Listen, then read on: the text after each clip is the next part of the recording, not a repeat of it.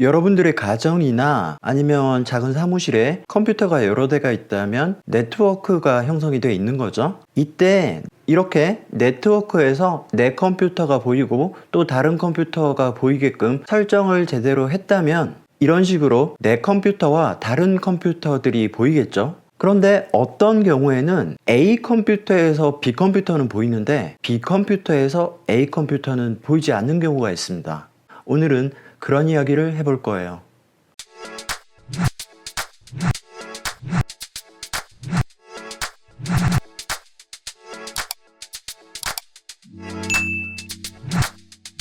안녕하세요, 베테우스입니다. 인트로에서 말씀드린 상황이 보통 이런 경우에요. 설정을 제대로 하지 않은 경우가 아니라면 지금 화면에 보시는 것처럼 네트워크 정비가 안 되어 있을 가능성이 되게 큽니다. 공유기가 지금 4대나 되잖아요. 이렇게 쓰는 집이 있냐고요? 제가 여러 번 말씀드렸죠. 자, 이렇게 SK나 LG 같은 경우는 이게 모뎀인 줄 알았는데 알고 보니까 공유기였더라.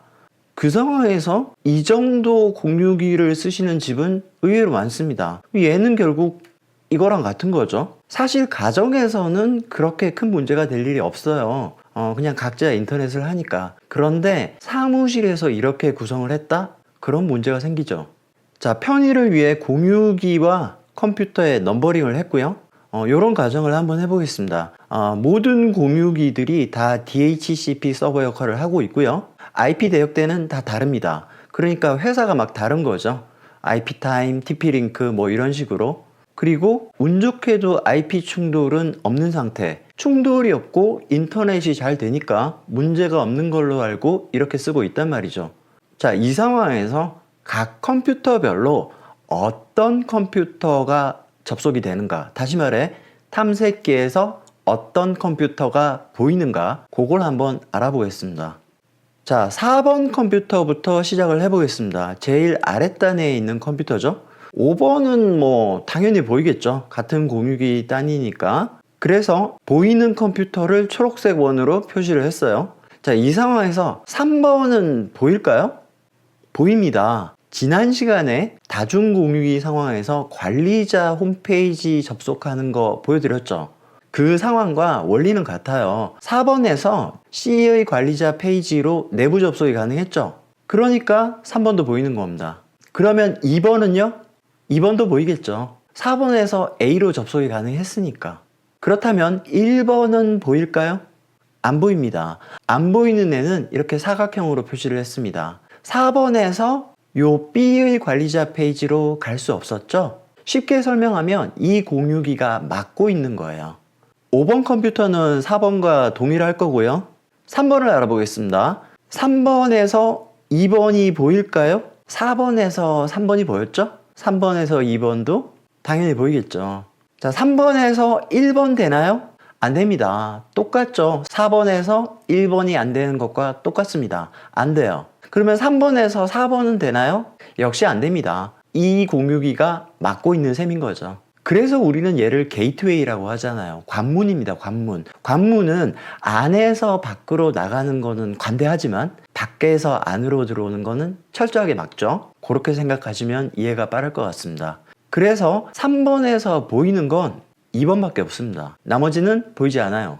자, 2번 컴퓨터로 가보겠습니다. 슬슬 감이 오실 텐데요. 공유기가 게이트웨이라 그랬죠? 게이트웨이가 여기 버티고 있고 여기 버티고 있습니다.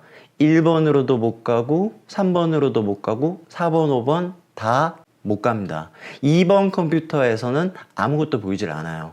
자, 마지막으로 1번. 자, 1번에서 2번은 보입니까? 4에서 3이 보이고 3에서 2가 보이는 것과 같은 거죠? 보입니다. 나머지는요? 얘가 맡고 있죠? 안 보입니다. 이렇게 되는 거예요.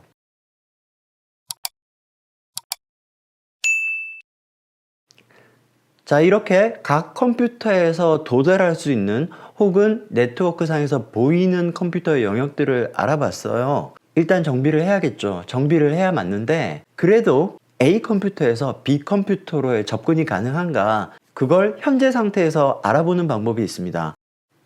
A에서 B로 최단 거리의 선을 그어 보는 거예요.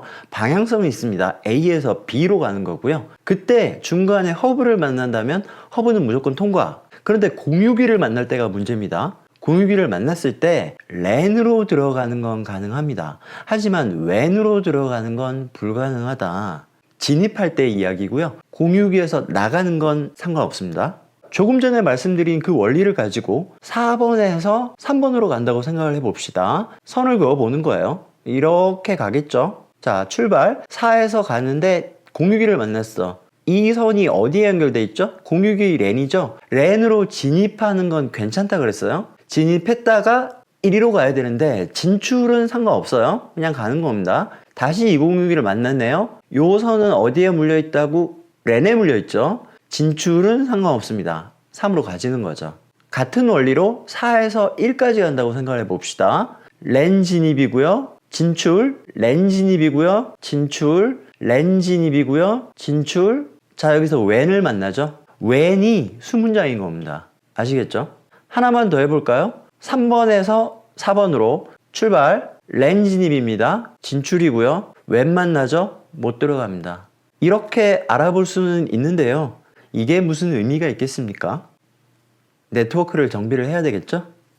물론 이 연결을 그대로 두고 각 컴퓨터에서 다른 모든 컴퓨터가 보이도록 할 수 있습니다. 가능해요. 한 군데에서 DHCP 서버 역할을 하고 나머지를 몽땅 브릿지 모드로 건다든지 아니면 각각 DHCP 서버 역할을 한다고 할지라도 동일한 IP 대역대로 맞춘다든지 아니면 서브넷 범위를 조정한다든지 뭐 이런 여러 가지 방법이 있을 건데 그것보다는 이런 식으로 정비를 하십시오. 이게 사무실이라고 치면 여기가 뭐 서버실, 가정이라고 생각하면 단자함이겠죠.